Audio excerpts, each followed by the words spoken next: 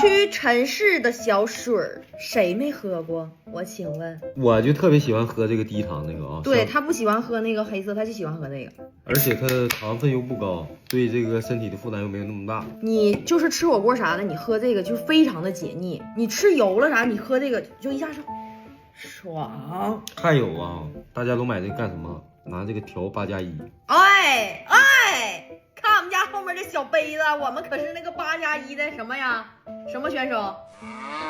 行，没事儿，来干杯。垃圾选手。